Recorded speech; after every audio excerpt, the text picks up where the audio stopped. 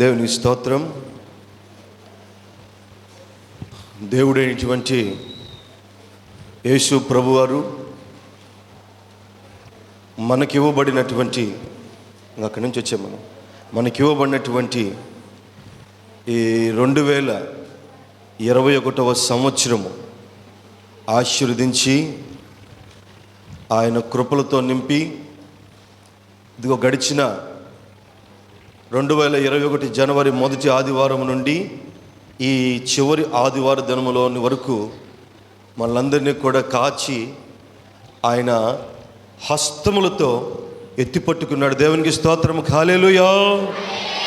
నిజమే, ఆయన చేతులలో మనము ఉన్నాము గనుకనే ఈ చివరి వారములో మనము ఉండగలిగినాం. ఆయన మనలను ఏర్పాటు చేసుకున్నాడు. ఆయన మనలను ఏర్పాటు చేసుకున్నాడు, మనం ఆయనను ఏర్పాటు చేసుకోలేదు.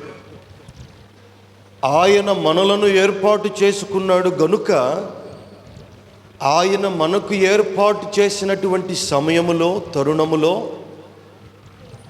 ఆయన మనకిచ్చినటువంటి ఆయురారోగ్యాలను బట్టి, కృపలను బట్టి మనము ప్రభువును నిత్యము ఆరాధించడానికి మనం ఎప్పుడు కూడా ఉవ్విళ్ళూరుతూ ఉండాలి. ప్రతి సమయము ఆయన మనకిచ్చినటువంటి ఈ వత్సరము, ఈ చివరి ఆదివార దినము చాలామందికి లేదు. చూడలేకపోయి ఉన్నారు, కోల్పోయి ఉన్నారు, ఈ తరుణంలోనికి రాలేకపోయి ఉన్నారు. ఇదిగో వారందరూ భూసంబంధులైపోయి ఉన్నారు, సజీవులుగా లేరు. ఎందువల్ల సజీవులుగా వారు లేరు?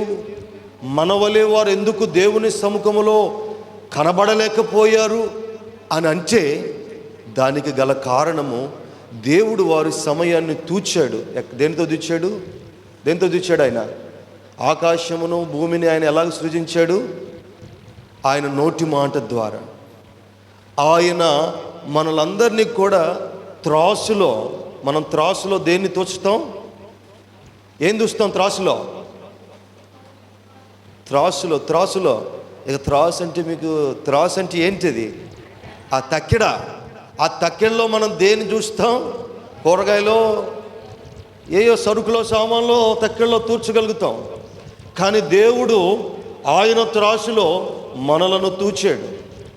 అయితే ఒకటి మాత్రం జ్ఞాపకం చేసుకోవాలి, ఆయన త్రాసులో మనము తూయబడినప్పుడు ఆ త్రాసులో మనము లేవబడి ఉన్నామా, కిందకు వెళ్ళిపోయే అనుభవంలో ఉన్నామా?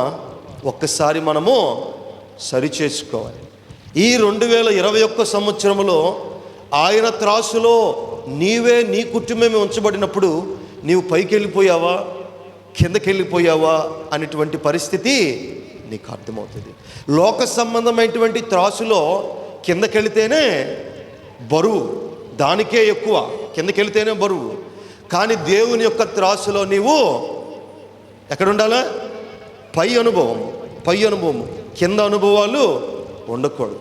పై అనుభవము మనము కలిగి ఉండాలంటే మన కళ్ళు, ఆలోచనలు, మన తలంపులు, మన స్థితిగతులన్నీ కూడా ఆకాశమందున్న పైన ఉన్నటువంటి ఆయన మాత్రమే మనము చూడాలి. గట్టిగా దేవునికి స్తోత్రం. హల్లెలూయా. దేవుడు గొప్పవాడండి. దేవుడు చాలా గొప్పవాడు. ఎంత గొప్పవాడంటే భక్తుడైనటువంటి యోహాను బాప్తిజం కార్యక్రమం తీస్తూ ఉండగా, అయితే అక్కడ ఉన్నటువంటి కొంతమంది ఉంటారుగా, ఒక మంచి కార్యం జరుగుతున్నప్పుడు ఒక 4 పనికిమాలినోళ్ళు ఉంటారు. అది ఆనవాయితే. ఎప్పుడు ఒక మంచి జరుగుతున్నప్పుడు అక్కడ ఒక పనికిమాలిన గుంపు ఒక 4 ఉంటుంది. అది కాజేయటానికో, నాశనం చేయటానికో, ఇదిగో ఏలు పెట్టి చూపించడానికో, మాట్లాడడానికో ఆ గుంపు ఎప్పుడూ ఉంటుంది. అయితే ఆ గుంపు అడుగుతుంది. ఏమని అడుగుతుంది అని అంటే, నీవు బాప్తిస్మం తీస్తున్నావు, ఎందుకు తీస్తున్నావు? ఎవరు ఈ యేసు? ఆయన నామములో నీవు బాప్తిస్మం తీయటం ఏమిటి? మన తండ్రి అబ్రహాము కదా, అబ్రహాము సంతానము కదా, మరి నీవేంటి యేసయ్య సంతానము, దేవుని సంతానము అంటున్నావు అని అంటే, అందుకు యోహాన్ అంటాడు, మీరు చదవండి, కీర్తనలు క్షమించండి, మత్తయి సువార్త మత్తయి సువార్త 3వ అధ్యాయము 7వ వాక్యం. అతడు పరిసయ్యులతోనూ సద్దుకయ్యులలోనూ అనేకులు బాప్టిసము పొందవచ్చుట చూచిన సర్ప సంతానమా రాబోవు ఉగ్రతను తప్పించుకొనుటకు మీకు బుద్ధి చెప్పినవాడు ఎవడో? మారు మనసునకు తగిన ఫలము ఫలించుడి. మారు మనస్సుకు కలిగినటువంటి ఫలమును ఫలించుడి. అబ్రహాము మాకు తండ్రి అని మీలో మీరు చెప్పుకొని తలంచవద్దు. దేవుడు ఈ రాళ్ల వలన అబ్రహాముకు పిల్లలు పుట్టింపగలడని మీతో చెప్పుచున్నాను. దేవునికి స్తోత్రం. గట్టిగా హల్లెలూయా. అయితే ఆ శాస్త్రులు, పరిసయ్యులు, సద్దుకయ్యులు అందరూ అడుగుతున్నారు. ముఖమ్మడిగా అడుగుతున్నాడు ప్రభువారిని. ఒక్కొక్కరు క్షమించండి, యోహానుని ఒక్కొక్కరు మార్చుకొని అడుగుతున్నారు. నువ్వెందుకు బాప్తీసం తీస్తున్నావు? మన తండ్రి అబ్రహాము. ఎవరు యేసు ప్రభు?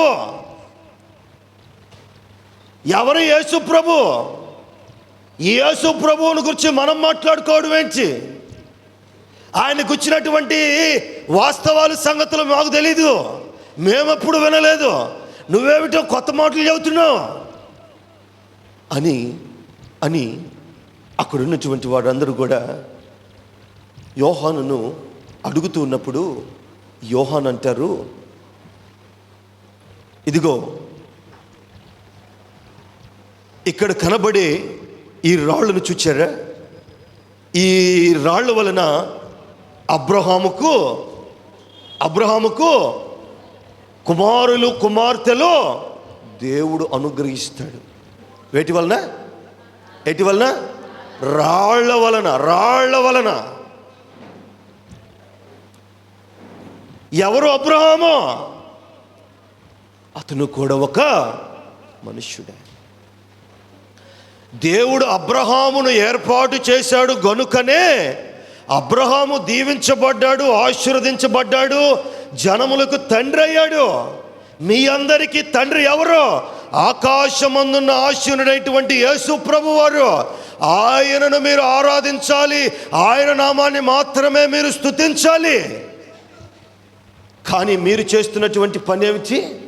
అబ్రహాము దేవుడని మీరు తలుస్తున్నారు, మనుషులను ఆరాధిస్తున్నారు. నిజమే, వాస్తవమే.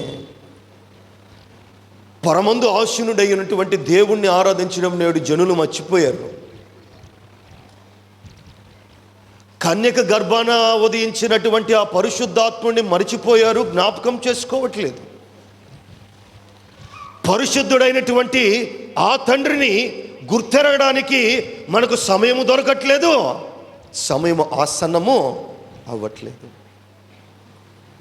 ఆ ప్రభువును, రాజాతిరాజును గుర్చినటువంటి వాక్యాన్ని వినడానికి మన చెవులు వినసొంపుగా కూడా లేవు. ఆ తండ్రిని చూడడానికి మన కనులు కళ్ళారా చూచుకునేటువంటి భాగ్యాన్ని కూడా కోల్పోయే అనుభవంలో నేడు అనేకులు ఉన్నారు. ఎందువల్లనంటే ఇదిగో యోహాను వారు చెప్పిన మాట అదే. ఎందువల్ల వారు అవివేకులైపోయారంటే, ఇదిగో సర్ప సంతానమా, రాబో ఉగ్రతను గురించి మీకు బుద్ధి చెప్పినటువంటి వాడు ఎవడు? మీకు అనేక సార్లు, వాస్తవానికి వారికి అనేక సార్లు బుద్ధి చెప్పారు, చాలామంది బుద్ధి చెప్పారు. బుద్ధి చెప్పినా కానీ వారు ఆ బుద్ధిని కలిగి ఉండట్లేదు, ఆ మాదిరికరమైనటువంటి జీవితాన్ని కలిగి ఉండట్లేదు. ఎందుకంటే వారికి బుద్ధి లేదు. యేసు ప్రభు వారు కూడా బుద్ధి చెప్పారు ఈ గుంపుకే యేసు ప్రభు వారు చెప్పారా? ఇదిగో ఆయన ఆ గాడిద మీద ఊరేగుతూ ఉంటే ఇక్కడ ఉన్నటువంటి వారందరూ, నీ శిష్యులు, ఈ జనులు ఎందుకు కేకలేస్తున్నారు? వాళ్ళు ఎందుకు కేకలేస్తున్నారు? నిదానంగా పోవచ్చు కదా అని అడిగారు. అడిగితే ప్రభు వారిని ఆ కేకలు వేసేటువంటి ఆ జనులందరినీ ఉత్సాహస్తుతి గానాలు చేసే వారందరినీ కూడా ఒక క్షణం ఆపి వీరితో ఏమన్నాడు తెలుసా? ఇదిగో ఇక్కడ కనబడుతున్నటువంటి ఈ రాళ్ళు కూడా కేకలు వేస్తాయి. ప్రైజ్ ది లార్డ్, హల్లెలూయా. ఇక్కడ కనబడు రాళ్ళు కూడా కేకలు వేస్తాయి. వీరి కేకలను మీరు మోయించగలరు, కానీ ఆ రాళ్ల కేకలను మీరు మోయించలేరు. మీకు శక్తి ఉందా? శక్తి ఉందా? మనుషుల మాటలను మీరు మోయించగలుగుతారు, కానీ దేవుడు చేసినటువంటి కార్యాలను మీరు దాచలేరు, ఏం చేయలేరు. అంత గొప్పోడండి ఆ దేవుడు, అంత గొప్పోడు. అయితే వారు అందరూ అడుగుతున్నారు, సిగ్గులేని జనం, సిగ్గులేని గుంపు, మీకు బుద్ధి చెప్పినవాడు ఎవడరా బాబు అని అంటున్నా, కానీ బుద్ధి అన్నా, జ్ఞానం అన్నా, ఇదిగో ఆలోచన అన్నా, ఇదిగో మనిషి అయినా పుచ్చినటువంటి వాడు అది కలుగుద్ది, ఒకసారి కాకపోయినా ఒకసారైనా. ఇక కలగలేదంటే, ఇక కలగదేదంటే, ఇదిగో గుడ్డుకి మనిషికి, గేదెకి లేకపోతే గాడిదకి తేడా ఉందా? లేదు. గేదన్నా, గాడిదన్నా, లేదా జంతువన్న నయం ఏదో ఒక సమయంలో ఎంటది, యజమాను మాట ఏంటిది. ఈ గుంపు ఎందో, ఈ పనికిమాలిన గుంపు.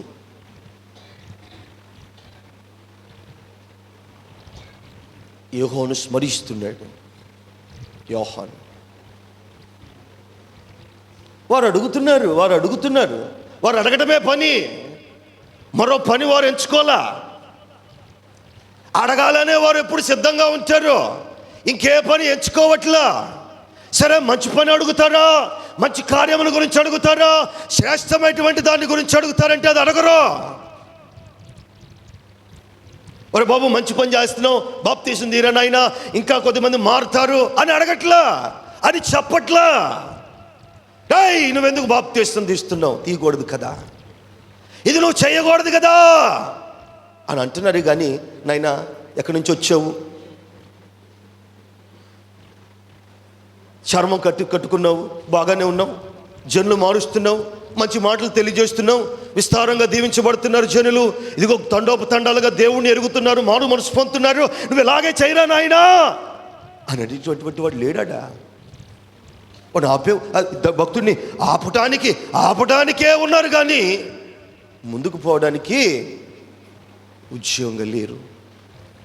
అందుకే అంటున్నాడు, సర్ప సంతానమా, రాబో ఉగ్రతను గురించి మీకు బుద్ధి చెప్పిన వాడెవడు? మీకు ఎందుకు బుద్ధి రావట్లే? మీకు ఎవడు చెప్పలేదా మునుపు బుద్ధి?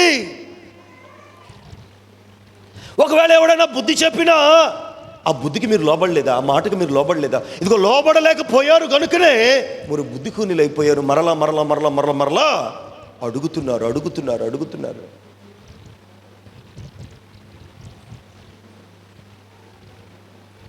దేవునికి వచ్చినటువంటి మంచి పేరు రావటము వారికి ఇష్టం లేదు. దేవునికి వచ్చినటువంటి వాస్తవాలు తెలియజేయడానికి వారికి ఇష్టం లేదు.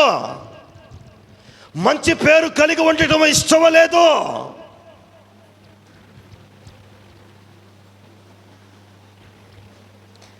యోసేపు తన తండ్రి అయిన ఇశ్రాయేలు, తన అన్నలు షెకెములో మందను కాచుకోవడానికి వెళ్ళి ఉన్నారు. చాలా దినములు అయిపోయినాయి. నాడు మందలు కాచుకోవడానికి దూర ప్రాంతాలు వెళ్ళేవారు. నెలలు తరబడి వారు వచ్చేవారు కాదు గృహాలకు. అయితే తన తండ్రి ఇంటి నుండి, ఇశ్రాయేలు ఇంటి నుండి తమ కుమారులందరూ షెకెమును ప్రాంతమునకు వెళ్ళారు. అక్కడ మందను కాస్తూ ఉన్నారు. మందను కాస్తూ ఉన్నప్పుడు తండ్రి సెలవిచ్చాడు. చిన్నవాడు, ఇష్టమైనటువంటి కుమారుడు, ఇదిగో వృద్ధాప్యంలో జన్మించినటువంటి కుమారుడు అయినటువంటి యోసేపుని అడిగాడు, నాకు చిన్న కుమారుడా, నా నమ్మకమైన కుమారుడా, నీ అన్నలు షెకెములో ఉన్నారు, వారు మందను తోలుకొని వెళ్ళిపోయారు. అయితే నీవు వారు ఎలాగున్నారో అడిగి ఆ కుశల ప్రశ్నలన్నీ నాకు తెలియచేయు అని తన చిన్న కుమారుని, ఇష్టమైనటువంటి కుమారుడు యాకోబుకు ఆ చిన్న కుమారుడు వృద్ధాప్యమందు జన్మించాడు గనుక ఆయనకి ఇష్టముగా ఉన్నాడు. అయితే పంపించాలని ఇష్టం లేకపోయినా కానీ తన మిగతా కుమారులు ఎలాగో ఉన్నారో తెలుసుకోవడానికి ఆ చిన్నవాడిని పంపించారు, యోసేపును షెకెముకి. వారందరూ అప్పుడు పద్దనరామాలో ఉన్నారు. అయితే ఈ చిన్న కుమారుడు వెళ్ళాడు. ఎక్కడి నుంచి వెళ్ళాడు? హెబ్రోను లోయలో నుంచి వెళ్ళిపోయాడు. వెళ్ళిపోయిన తర్వాత ఆ ప్రాంతంలోనికి వెళ్ళిన తర్వాత ఆ ప్రాంతంలో ఒక పొలంలో చుట్టూరు తిరుగుతున్నాడు, అటు ఇటు తిరుగుతూ ఉన్నప్పుడు ఒకడు వచ్చాడు. ఏమి నాయనా, ఏం కావాలి నీకు? ఎందుకు ఈ పొలంలో అటు ఇటు తిరుగుతూ ఉన్నావు, దిక్కులు తిరుగుతున్నావు? మరి ఎవరు కావాలి నీకు? ఎవరితో నీకు పని ఉంది అని వాడిని యోసేపును అడుగుతూ ఉన్నాడు ఈ ఆ పనివాడు. అయితే యోసేపు అన్నాడు, ఏమాటన్నాడంటే, ఇదిగో నా అన్నలు నా తండ్రి ఇంటి నుండి ఇదిగో ఈ షెకెము ప్రాంతంలో మందను తోలుకొని వచ్చారు. అయితే వారు ఇక్కడెక్కడ కూడా నాకు కనబడలేదు. అయితే వారి కోసం నేను వెతుకుతూ ఉన్నాను అని వారు చెప్పినప్పుడు, యోసేపు చెప్పినప్పుడు ఆ మనుష్యుడు అన్నాడు, అయితే ఇందాకటి వరకు వారు ఇక్కడే ఉన్నారయ్యా. ఎక్కడ ఉన్నారచ్చా? ఇందాక వరకు వారు ఇక్కడే ఉన్నారు. అయితే వారు మాట్లాడుకోవడం నేను విన్నాను. వారు దోతాను ప్రాంతంలోకి అక్కడికి వెళ్ళినట్టున్నారు వారు. నువ్వు అక్కడికి వెళ్ళు అని అంటే, దోతాను ప్రాంతమునకు యోసేపు వెళతా ఉన్నప్పుడు దూరం నుంచి అన్నలు చూశారు. ఎవరిని? బాగుగా వినండి. యోసేపును చూశారు. ఈ అన్నలకు యోసేపు అంటే నచ్చడు. యోసేపుకు పెట్టిన పేరేమిటో తెలుసా? ఏం పేరు? కలలు కొనువాడు. అన్నలు యోసేపుకు పెట్టిన పేరేమిటి? కలలు కొనువాడు. యోసేపు దూరం నుంచి వస్తుండగానే వీరు అంటున్నారు, ఇదిగోరే ఈ కలలు కొనేవాడు వస్తున్నాడు, వాడు యోసేపు అంటే పడదు. ఎందుకు అన్నలకు యోసేపు అంటే పడదు? మీరు బాగా గమనించండి. శాస్త్రులకు, పరిసయ్యులకు, సద్దుకయ్యులకు దేవుడు అంటే ఎందుకు పడదు అని అంటే, ఎక్కడ దేవుడు ఉన్నటువంటి జనులను అందరినీ మార్చేసి ఐక్యముగా విశ్వాసముగా దేవుణ్ణి యొక్క స్వార్థను ప్రబలే విధముగా చేస్తాడనేటువంటి వారికి భయము. ఎందుకు భయము? ఎక్కడ వారికి రాబడి తగ్గిపోద్దనో, ఎక్కడ వారు ఇదిగో సమాజంలో తక్కువ వారు అయిపోతారనో, ఎక్కడ వారికి విలువ లేకుండా ఉంటుందనో ఎప్పుడు ఆటంకాలు వేశారు ఇందాక. ఎప్పుడు ఆటంకాలు వేస్తారు. అయితే ఇక్కడ ఈ అన్నలకు యోసేపు అంటే ఎందుకంత కోపం? చంపేంత కోపం యోసేపు అంటే ఈ అన్నలకు ఎందుకు అనంటే, తండ్రికి ప్రాముఖ్యంగా ఇష్టమైనటువంటి చిన్న కుమారుడు. అంత మాత్రమే కాదు, కానీ దేవుని యందు భయభక్తులు కలిగినటువంటి వాడు.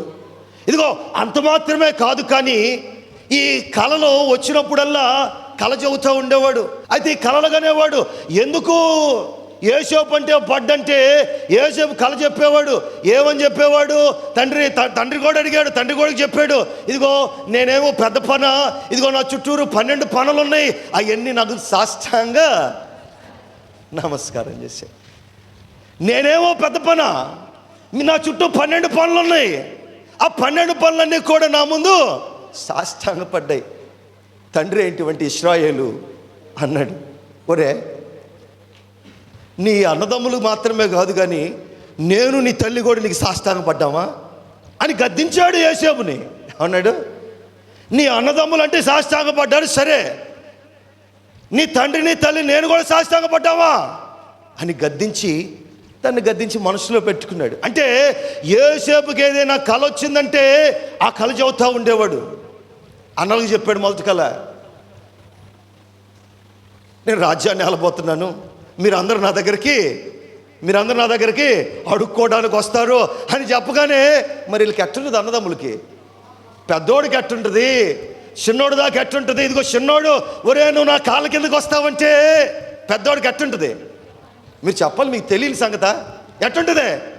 ఈడు నిన్న గాగమూలను పుట్టాడు, ఈయన్ని ఎత్తుకొని తిప్పాను నేను, ఈయన నా సంకలో వేసుకొని తిప్పాను, ఈయన్ని భుజాన జంగపిల్ల వేసుకొని తిప్పాను, ఈడు కాళ్ళకాడికి నేను పోవాలా అంటే వారి ఆలోచనలు ఆత్మీయంగా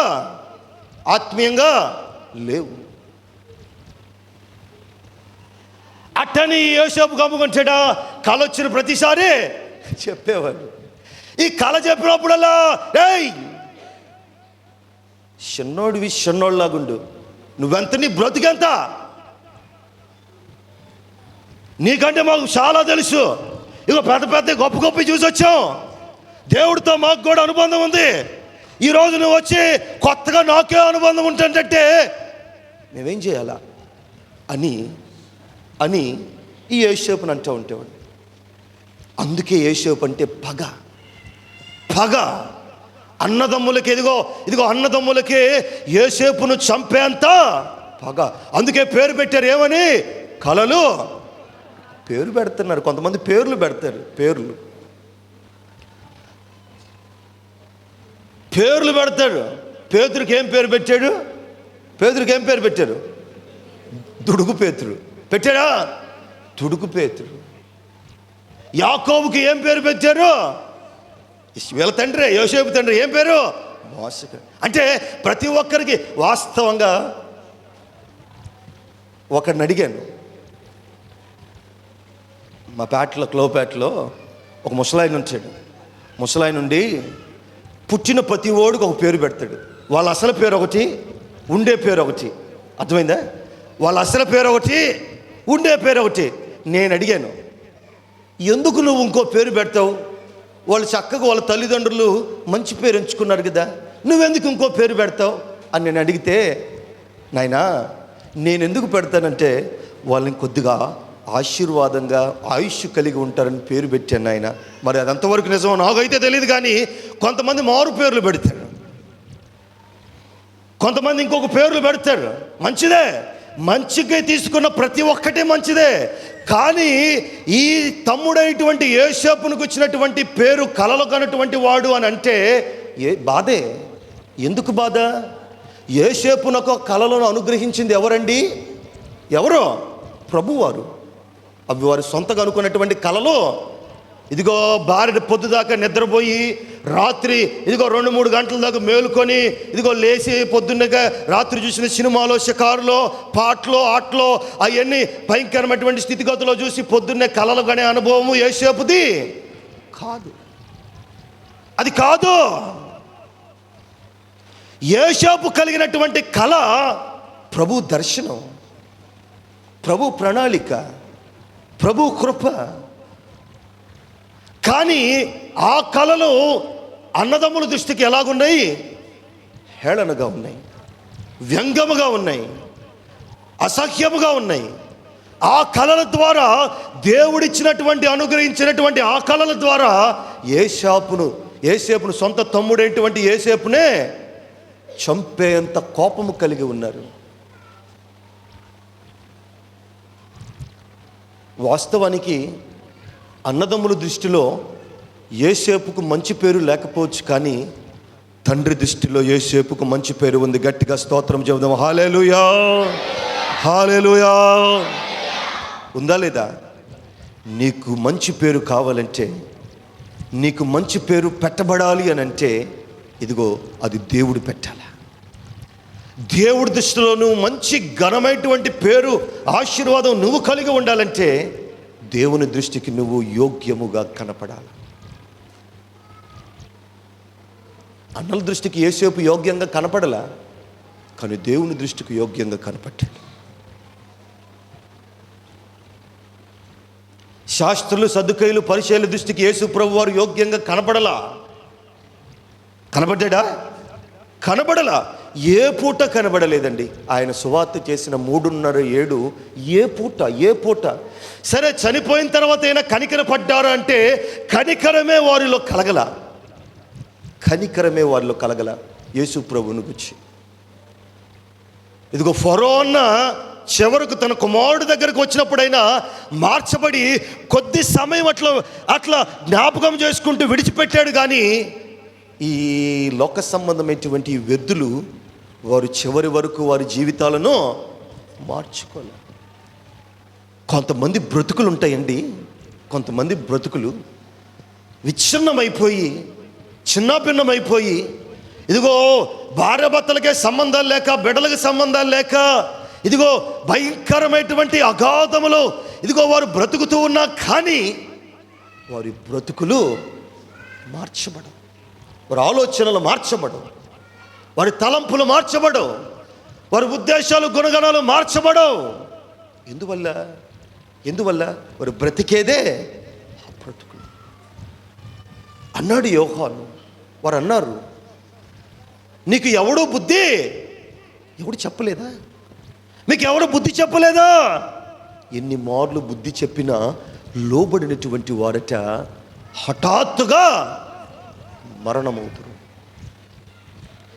ఎన్ని మార్లు బుద్ధికి లోబడినటువంటి వారు, చెప్పినా వినలేనటువంటి వారు, వినకుండా పెడచెవిన పెట్టిన వారు, ప్రాముఖ్యంగా దేవుని గుచ్చినటువంటి దూరముగా తొలగపోయేవారు హఠాత్తుగా వారి మరణమును వారే కొని తెచ్చుకుంటారు. నా ప్రియ దేవుని బిడ్డలారా, ప్రభు వారు మీకు అనుగ్రహిస్తున్నటువంటి మహిమ కృప ఏమిటో తెలుసా? మీరు హఠాత్తుగా మరణము అవ్వటం ఆయనకి ఇష్టం లేదు. మీరు బుద్ధి లేకుండా ఇదిగో శాపగ్రస్తమైనటువంటి జీవితాల్లో ఉండటం ఆయనకి ఇష్టం లేదు. ఇదిగో మీరు ఆయన దృష్టికి యోగ్యులుగా ఒక మంచి పేరు పెట్టబడినటువంటి అనుభవము నీవు కలిగి ఉండాలని ఆయన ఇష్టపడుతున్నాడు. అందుకే ఈ లోకానికి ఆయన ఒక పసి బాలుడుగా, ఒక పసి కందుగా వచ్చాడు. అందుకే వచ్చాడు ఆయన. అంతకుమించి వేరే కారణం ఏమన్నా ఉందా? ఏమీ లేదు. అదే కారణం. మీరు పాపమును విడిచిపెట్టి, లోకమును విడిచిపెట్టి దేవునికి మాదిరికరముగా, దేవునికి దగ్గరగా బ్రతకాలన్నటువంటి ఆ తాపత్రయము తప్ప మరేమి కూడా లేదు. ఇదిగో నా ప్రియ దేవుని బిడ్డలారా, మీకు ఒక మాట చెబుతాను. ఇదిగో మీ కన్న తల్లిదండ్రులైనా, లేకపోతే మీ భార్యలైనా, మీ బిడ్డలైనా, మీ కుటుంబాల్లో ఉన్నటువంటి వారు ఎవరైనా మీ మాట వినకుండా వారు ఇంకా పెడచెవున పెడితే ఇంకొక సమయం ముందు మీరు అసహ్యించుకొని వారిని దూరం చేసుకుంటారు. అవునా కాదా? వారిని దూరం చేసుకుంటారు, దగ్గరకు రానివ్వరు, వారి మీద అసహ్యం పెంచుకుంటారు. ఇక వీరు వినరు, వీరు వారిని వదిలేస్తారు. కానీ దేవుడు అలా కాదండి. దేవుడు అలా కాదు. దేవుని దృష్టికి ఎన్ని మార్లు మీరు అసహ్యముగా కనబడినా, మీ పాపములు, మీ ఉద్దేశాలు, మీ బలహీనతలు, మీ తలంపులు ఆయన దృష్టికి ఎన్ని మార్లు అసహ్యముగా కనబడినా వాటిని తొలగించుకొని నా యొద్దకు రండి అని పిలుస్తున్నాడే కానీ నిన్ను నెట్టి వేసే అనుభవంలో ఆయన లేడు. వాస్తవమా కాదా? వాస్తవము కాదు అని నీ నోటి నుంచి నువ్వు అన్నట్లయితే ఈ దినాన నీవు దేవుని సన్నిధిలో ఉండేవారు కాదు. ఇది వాస్తవం. ఇంతకంటే వేరేదేమక్కర్లా.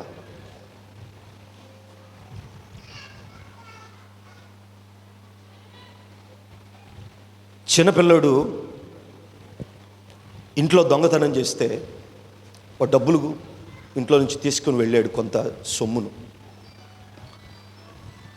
అవి వాడు ఎంత తీసుకెళ్ళాడో తెలియదు, మొత్తానికి తీసుకెళ్ళాడు. తల్లిదండ్రులు అడుగుతాడు, వాడిని పట్టుకుంటాడు. వాడు దొంగ అని తెలుస్తుంది, తల్లిదండ్రులు పట్టుకుంటాడు. పట్టుకున్న తర్వాత తల్లిదండ్రులు అడుగుతారు, రేయ్ నిజం చెప్పు, నువ్వెంత తీసుకున్నావు అంటారా? అడగరా? రేయ్ నిజం, ఎంత తీసుకున్నావు, ఎక్కడికి పోయావు, ఏమి కొన్నావు, ఎట్ట చేసావు అని అడుగుతారా లేదా? అన్నయ్య నేను అడగను అన్నోళ్ళ చేతులు, నేను అడగను, అస్సలే అడగను.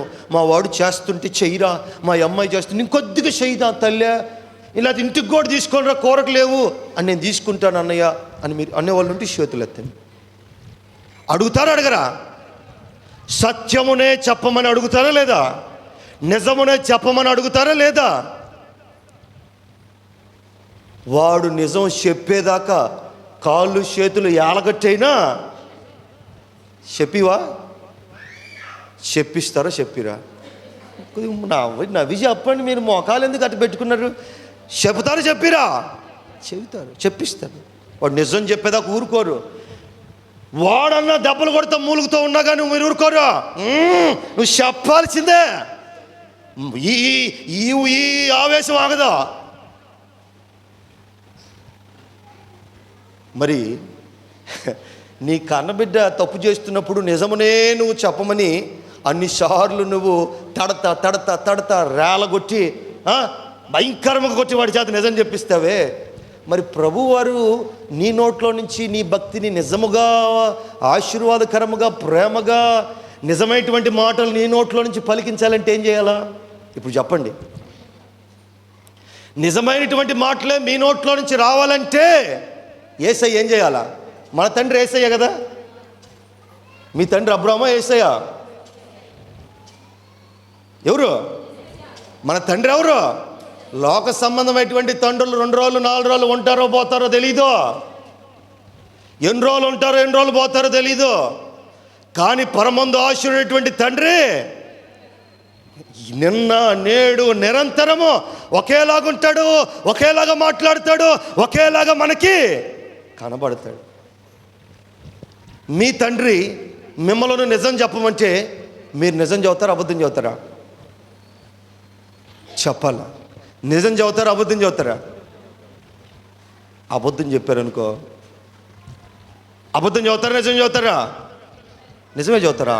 ఓ అమ్మ, నిజమే చెబుతారు. అయితే ఏమని నిజమే చెబుతారు? ఇదిగో ప్రభువారే, సరే మీరు అన్నట్టే ప్రభువారే ఈ దినాన దేవుని సముఖానికి వచ్చాడు, మిమ్మల్ని అందరినీ అడిగారు, ఈ సంవత్సరం అంతా నువ్వు ఏ పాపం చేయలేదా? నిన్ను అడిగితే నువ్వేం చదువుతావు? ఏం చదువుతావు చెప్పండి నా ప్రియదేవుని బిడ్డల. ప్రభువారు ఈ సంవత్సరం అంతా నువ్వేం పాపం చేయలేదా అని నిన్ను అడిగితే నువ్వేం చదువుతావు? రేయ్ నిద్రపోమాక, ఏం చదువుతావు? ప్రభువా చెప్పండి, ఏం చదువుతారు? ప్రభువా పాపం చేశాను ప్రభువా, కొన్ని చిన్నవి ఉన్నాయి, కొద్దిగా పెద్దవి ఉన్నాయి, కొన్ని అనుకోకుండా చేసినవి ఉన్నాయి, కొన్ని అనుకోని కూడా చేసినవి ఉన్నాయి ప్రభు అని అంటావా లేదా? సరే ప్రభువారు చెప్పారు, సరే అనుకోకుండా మొత్తానికి చేశారు.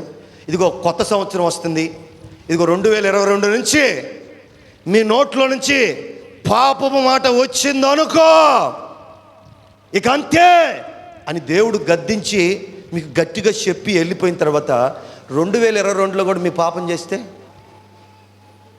చెప్పండి. ఇప్పుడు ఎందుకు బలి చెప్పారుగా, పాపం చేస్తే నోట్లో నుంచి మాట్లాడితే అప్పుడు ఏం చేయాలా? మళ్ళీ ప్రభువారు ఇంకొచ్చి సంవత్సరం వచ్చి ఒరే పోతే పోయింది, 2022 కూడా పోయింది, 2023 అన్నా, 2024 అన్నా, 25 అన్నా అంటే ఇక ఇదే మాట, ప్రభువా ఈ సంవత్సరం పాపం చేశాం, వచ్చే సంవత్సరం నుంచి చేయను ఆయన, ఈ సంవత్సరం చిన్నయే 4 చేశాను, వచ్చే సంవత్సరం 3, ఇంకో 2, ఇంకొక్కటే. అర్థం అవ్వాలి, హృదయాలకు అర్థం అవ్వాలి. ఇంకొక్కటే ప్రభా, అది కూడా పోగొట్టుకొని శుభ్రంగా ఉంటా ప్రభా. ఎప్పుడు ఇంకా శుభ్రంగా సచ్చినాకే ఇంకా శుభ్రంగా ఉండేది. ఇంకా నేను చావాలి, మనం అందరం ఇంకా ఆ పరిస్థితిలో ఉండాలా?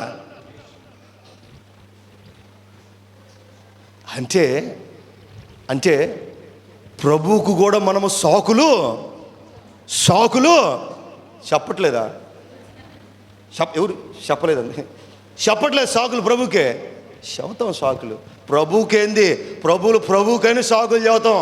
మనకంత జ్ఞానం ఉంది. ఇదిగో నా బిడ్డలారా, ఆ జ్ఞానాన్ని దైవికంగా పెడితే ఇంకా దేవుడు ఆత్మపూర్ణం చేస్తాడు. గట్టిగా స్తోత్రం, హల్లెలూయా. జ్ఞానం. ఈ గుంపు అడుగుతున్నారు యోహాను బుద్ధి చెప్పాడు. రాళ్లతో కూడా దేవుడు అబ్రహామునకు పిల్లలు పుట్టించగలుగుతాడు, రాళ్లతో కూడా. మీరు అనుకుంటున్నారేమో,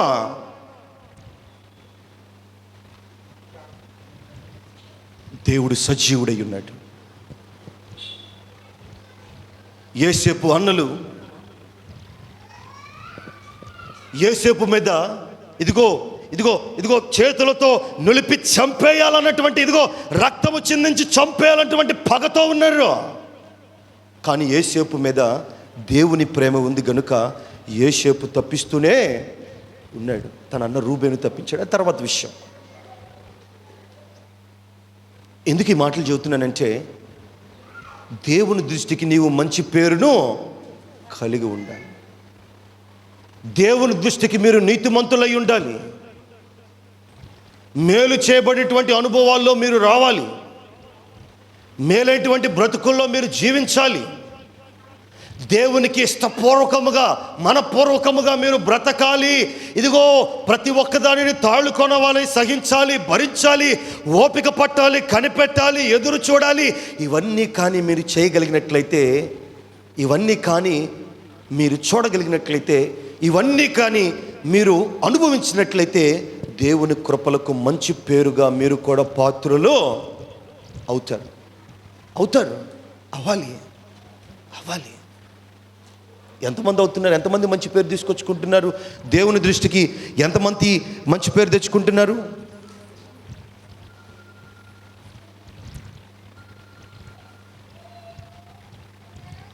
మంచి చెడు ఫలించు చెట్టు ఉంది అనుకోండి, తీయండి, వాక్యం తీయండి. ఆదికాండము 2వ అధ్యాయము 9వ వాక్యం. మరియు చదవమ్మా. దేవుడైన యెహోవా చూపునకు రమ్యమైనదియును ఆహారమునకు మంచి అయిన ప్రతి వృక్షమును ఆ తోట మధ్యను జీవవృక్షమును మంచి చెడ్డల తెలివినిచ్చు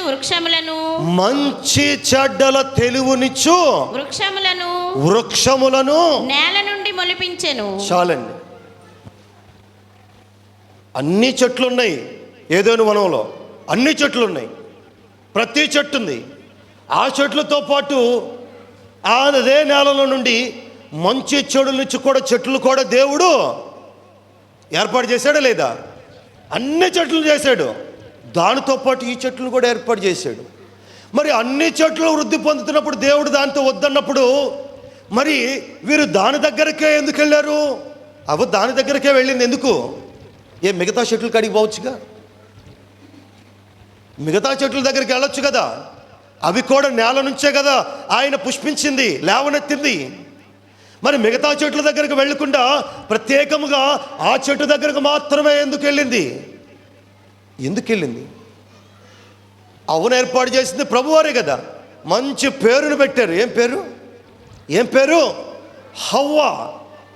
హవ్వ అనే పేరు పెట్టాడు. సగభాగం మంచి పేరు పెట్టాడు. మరి హవ్వకు అంత మంచి పేరు దేవుడు ఏర్పాటు చేసినప్పుడు, అంత మంచి పేరును హవ్వకు దేవుడు పెట్టినప్పుడు హవ్వ ఎలాగుండాలా? దేవుడిచ్చిన పేరును, దేవుడు పెట్టిన పేరును స్మరించుకుంటూ, జ్ఞాపకం చేసుకుంటూ, ప్రభువారు ఇంత మంచి పేరు నాకు ఇచ్చాడు, ఇంత మంచి స్వాస్థ్యాన్ని నాకు ఇచ్చాడు, శ్రేష్టమైనటువంటి అనుభవాన్ని నాకు ఇచ్చాడు కనుక ఆ పేరుని నేను సార్థకం చేసుకుంటూ పోగొట్టుకోకుండా నమ్మకంగా బ్రతకాలన్నటువంటి ఆలోచన హవ్వలో కలగాల. కానీ కలిగిందా? పేరు పోగొట్టిందా? పోగొట్టలేదా? మంచి చెడుల నుంచి ఫలమును తిని ఏదైనా వనములో నుండి బయటకు దేవుడు తోసివేశాడు. పేరు పోగొట్టిందా లేదా? ప్రభువారు అనుకున్నారు ఫలించి ఫలాభివృద్ధి చెందుతారు, చక్కగా ఉంటారు తోటలో. కానీ పేరు పోగొట్టింది.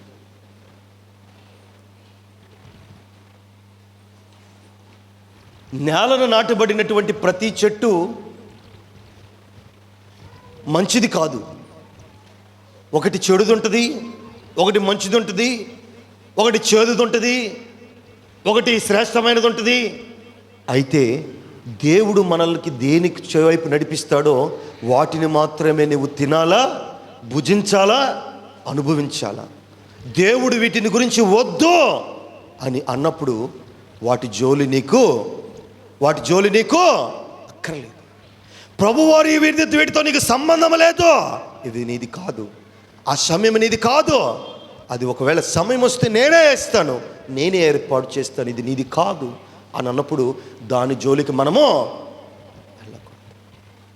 మీరు అనుకోవచ్చు, ఎందుకండి అది ఇది పెట్టడం, ఒకటే పెడితే బాగుండేది కదా. ఉంటారు ఈ తొంటరోళ్ళు కొంతమంది, ఇట్లాంటి క్వశ్చన్లు ఇట్లాంటి ప్రశ్నలు అడిగే వాళ్ళు ఉంటారు. ఆ రెండు పెట్టకపోతే ఏమైంది ప్రభువారికి, ఒకటే పెట్టొచ్చుగా అంటారు.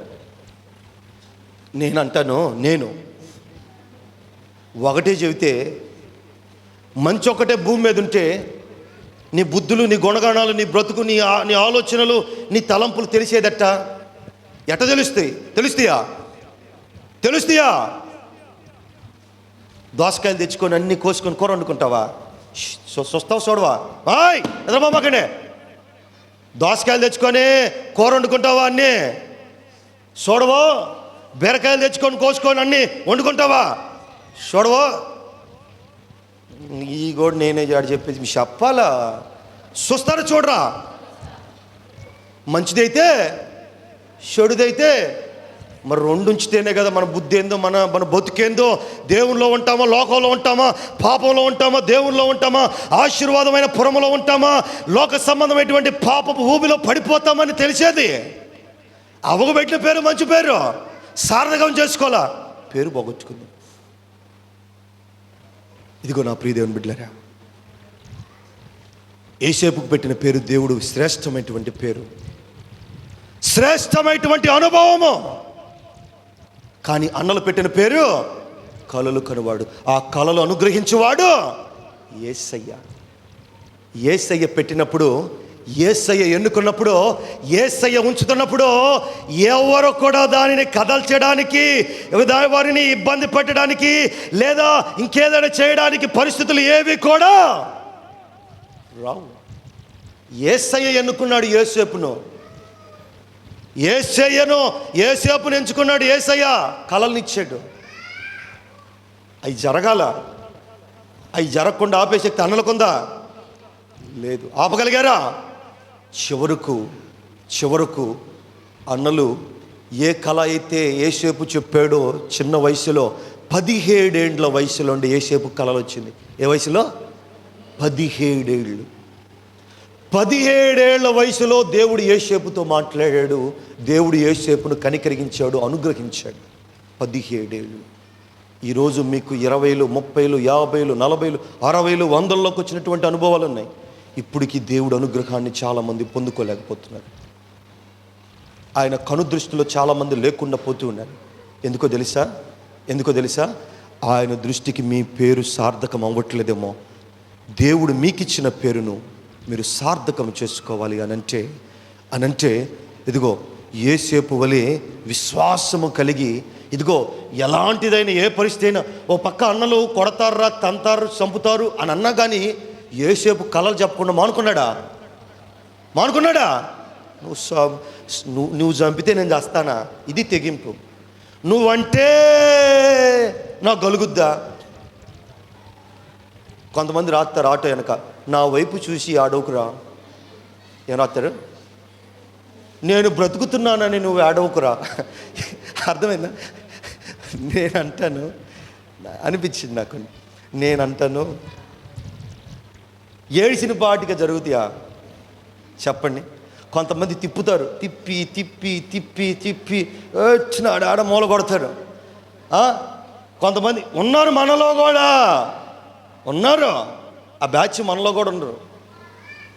మొన్నెప్పుడో పోయిన నెలలో గేదెకి తెస్తుంది ఒక అక్క, పల్లెంలో వేసి తిప్పుతుంది గేదెకి.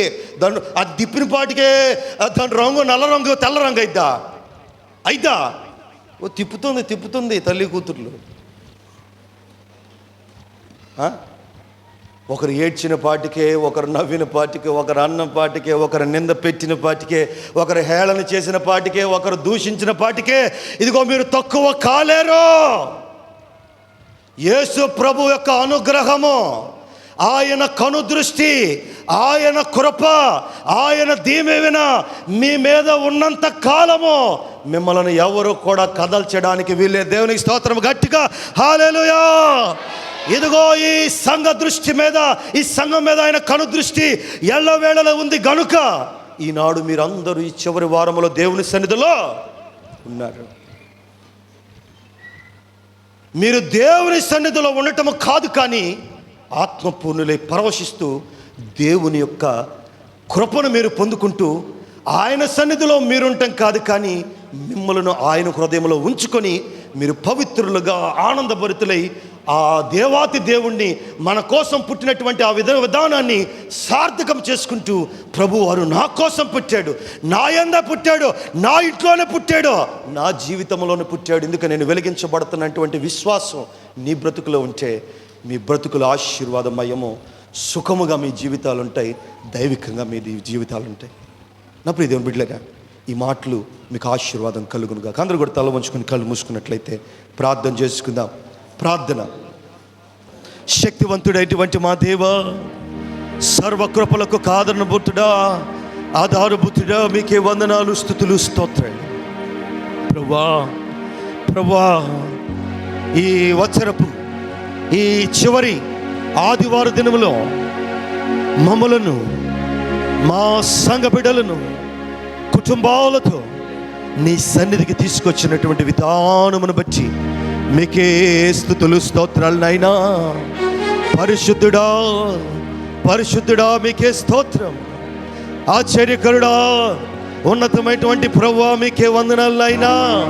అయా, ఇదిగో ఈ వాక్యము విన్న తరువాత మీ పరిశుద్ధాత్మని బిడ్డల మీద కుమ్మరించండి తండ్రి. ఇదిగో వారికి పెట్టబడినటువంటి పేరులు సార్థకము చేసుకుంటూ మీకు దగ్గరగా ఆశీర్వాదకరంగా జీవించే కృపను ప్రతి బిడ్డలకు మీరు అనుగ్రహించండి తండ్రి. కొంతమంది జీవితాలు వారికి పేరుకు తగినటువంటి జీవితాలు లేవు నాయనా. అలాగా కాక మీరు ఏర్పాటు చేయబడినటువంటి ఆ పేర్లను వారు నమ్మకంగా జీవించే కృపను ప్రతి బిడ్డకు అనుగ్రహించండి. శక్తిమంతుడా, మీకే స్తోత్రం. ఆశ్చర్యకరుడా, మీకే వందనాలు.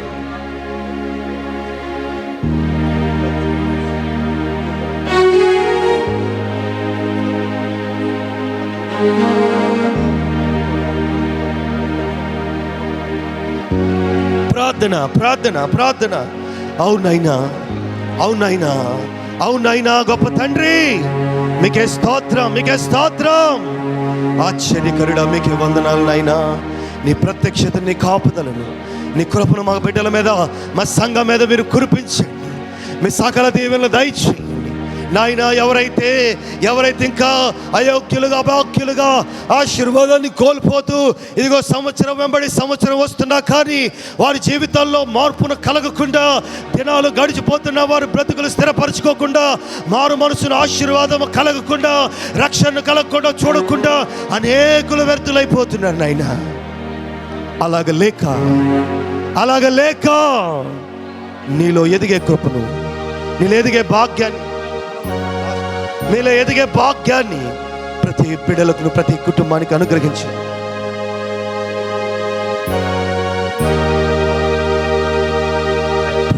ప్రార్థన. దేవా, మీకే వందనాలు, స్తుతులు, స్తోత్రాలు నాయనా. మీకే వందనాలు. మా బిడ్డలు ఇంతవరకు నాయనా, మా సంఘాన్ని ఈ వత్సరపు చివరి వరకు, ఈ చివరి ఆరాధన ఆదివారం వరకు మా బిడ్డలను తీసుకొని వచ్చి మీ కృపలతో నింపి, మీ పరలోకము నుండి మీ కృపలు మా బిడ్డల మీద ఆవరించి, మీ పరిశుద్ధాత్మను కుమ్మరించి బిడ్డలకు కావలసినటువంటి ప్రతి అక్కరతలను, ఆశీర్వాదాలను దయచేసినటువంటి గొప్ప తండ్రి, మీకే స్తుతులు, స్తోత్రాలు నాయనా.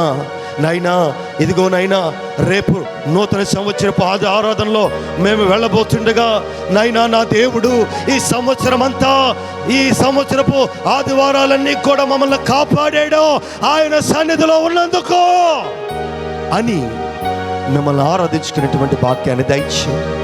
మా దేవుడు ఎంత గొప్పవాడు. నేను నమ్ముకున్న దేవుడు నమ్మదగిన వాడు. మేము ఆరాధించే దేవుడు శక్తిమంతుడు, సజీవుడు. ఆయన మా తండ్రి, ఆయన పేరు ఉన్నవాడును, అనువాడును.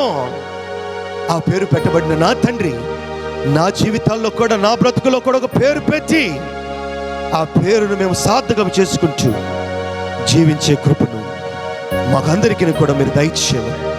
సంఘాన్ని, సంఘ బిడ్డలను దీవించండి. వారు చే ప్రతి పనిబాట్లు ఆశీర్వదించండి. నీ కృపతో నింపండి. అనారోగ్యాలుగా ఉన్న వారిని స్వస్థపరచండి. గర్భఫలం లేని వారి గర్భఫలాలు ఇవ్వండి. భయంకరమైనటువంటి రోదనలు, భయంకరమైనటువంటి ఆ రుగ్మతలు, అస్వస్థతలు కలిగి ఉన్నటువంటి స్వస్థతలు పరచండి. మంచి ఆరోగ్యాన్ని దయచేయండి. కృపను చూపించండి.